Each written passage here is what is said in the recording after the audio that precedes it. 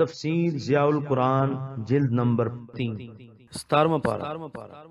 بسم اللہ الرحمن الرحیم۔ سورہ حج آیت نمبر 65۔ الم تر ان اللہ سخر لکم ما فی الارض والفلک تجری فی البحر بامرہ وَيُمْسِكُ السَّمَاءَ أَن تَقَعَ عَلَى الْأَرْضِ إِلَّا بِإِذْنِهِ إِنَّ اللَّهَ بِالنَّاسِ لَرَؤُوفٌ رَحِيمٌ۔ ترجمہ: اور کیا تو نے نہیں دیکھا کہ اللہ تعالیٰ نے فرمانبردار بنا دیا ہے تمہارے لیے ہر چیز کو جو زمین میں ہے، اور کشتی کو بھی کہ چلتی ہے سمندر میں اس کے حکم سے، اور اس نے روکا ہوا ہے آسمان کو کہ گر نہ پڑے زمین پر بجز اس کے فرمان کے۔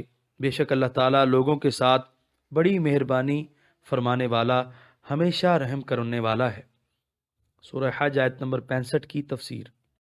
اپنی قدرت اور حکومت بیان کرنے کے بعد اب اپنے انعامات و احسانات کا ذکر فرمایا کہ دیکھو ہم نے تم پر کتنے کتنے احسانات فرمائے ہیں، ہماری شفقت اور بے پایاں رحمت کا تم بآسانی اندازہ لگا سکتے ہو۔ سورہ حج آیت نمبر 66۔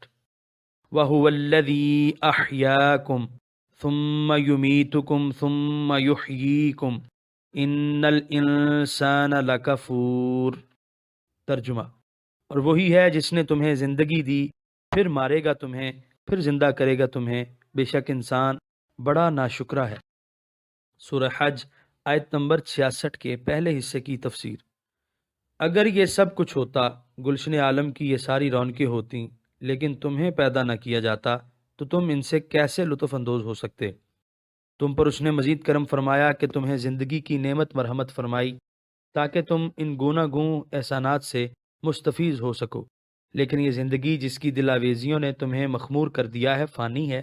کچھ عرصے بعد تمہیں موت کا ذائقہ چکھنا ہوگا، اس کے بعد پھر تمہیں زندہ کیا جائے گا، اور وہ زندگی ابدی ہوگی۔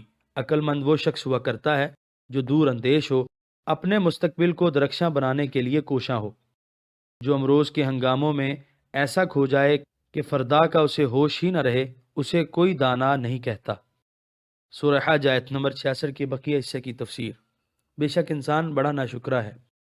یہ احسانات جن کا ذکر اوپر کیا گیا ہے، ان کے پیش نظر فطرت سلیمت کا تقاضا تو یہ تھا کہ ایسے منعم اور محسن کی چوکھٹ پر ہمیشہ سر نیاز جھکا رہے اور زبان دل ہمیشہ اس کا شکر اور اس کی ثنا کرتی رہے، لیکن حضرت انسان کی ناشکر گزاریاں اور احسان فراموشیاں قابل دید ہیں۔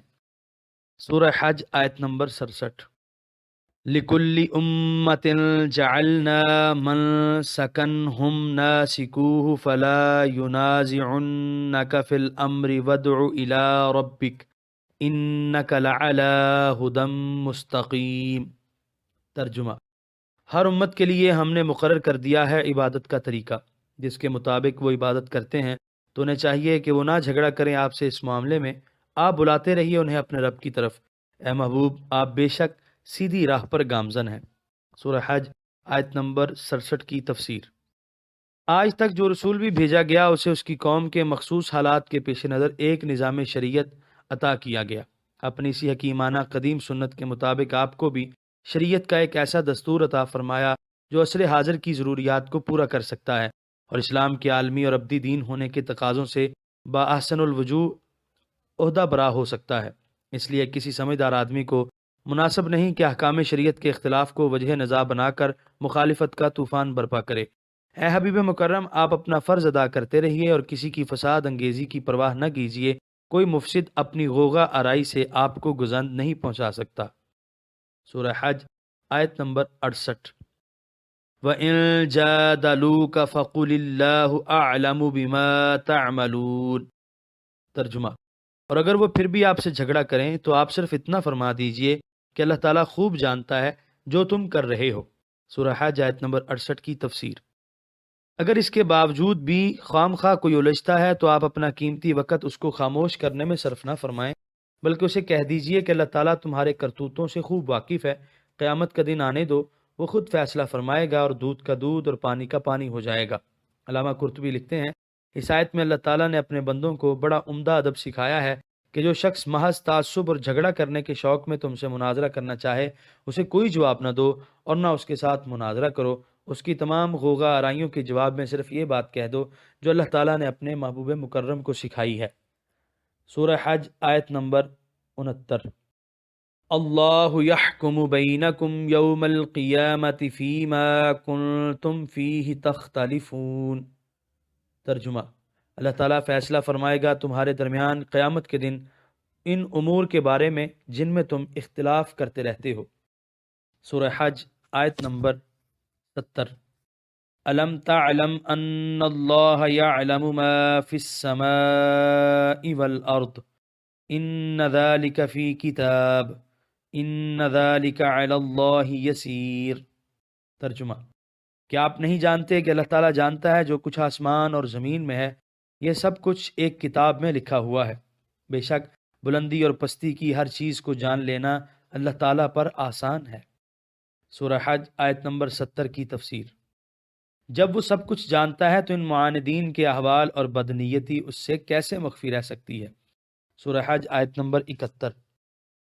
وَيَعْبُدُونَ مِن دُونِ اللَّهِ مَا لَمْ يُنَزِّلْ بِهِ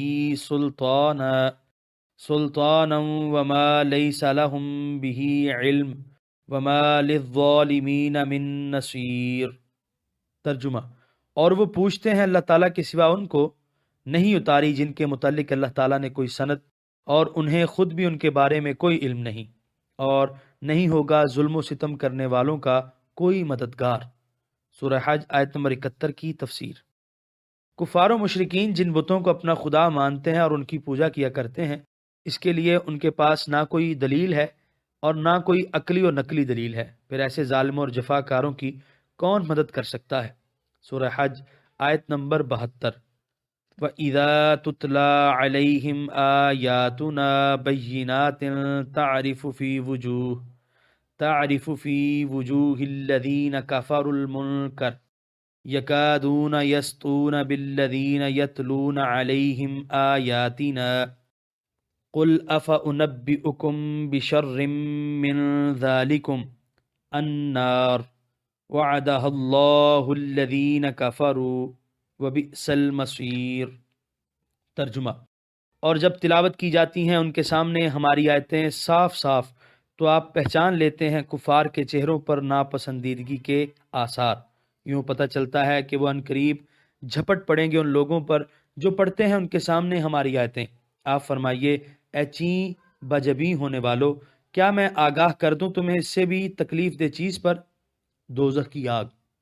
وعدہ کیا ہے اس آگ کا اللہ تعالیٰ نے کفار سے، اور دوزخ بہت برا ٹھکانہ ہے۔ سورہ حج آیت نمبر 72 کے پہلے حصے کی تفسیر۔ آیات قرآن کی جب تلاوت کی جاتی ہے تو اہل ایمان خوش ہوتے ہیں اور کلام الہی کی مٹھاس اور شیرینی ان کے رگ و پے میں سما جاتی ہے، لیکن یہ لوگ جنہوں نے کفر و شرک کے باعث اپنے ذوق سلیم کا گلا گھونٹ کر رکھ دیا ہے، جب ان کے سامنے اللہ تعالیٰ کی آیات بینات پڑھی جاتی ہیں تو ان کے چہروں پر ناگواری اور ناپسندی کے آثار نمایاں ہوتے ہیں، اور اگر ان کا بس چلے تو پڑھنے والے پر حملہ کر کے اس کی تکہ بوٹی کر دیں۔ المنکر، ناراضگی اور ناگواری۔ سورہ حج آیت نمبر 72 کے بقیہ حصے کی تفسیر۔ دوزخ کی آگ، یعنی قرآن کریم کی آیات سن کر تمہارا دل ڈوبنے لگتا ہے، تمہاری طبیعت میں قلق اور اضطراب کی لہر دوڑ جاتی ہے، تمہاری پیشانی پر بل پڑنے لگتے ہیں، کچھ دیر بعد تمہیں ایک ایسی چیز سے پالا پڑنے والا ہے جو تمہارے لیے ان سے بھی کہیں زیادہ خطرناک اور ہوش ربا ہوگی۔ وہ دوزخ کی آگ ہے جس کی آنچ کو ہر لحظہ تیز کیا جا رہا ہے، جس کی شعلے تمہیں بھسم کرنے کے لیے ماہی بے آب کی طرح بے تاب ہیں۔ اگر تم نے عقل و فہم کی خداداد قوتوں سے کام لے کر حق کو قبول نہ کیا تو یاد رکھو تمہارا ٹھکانہ دوزخ ہوگا۔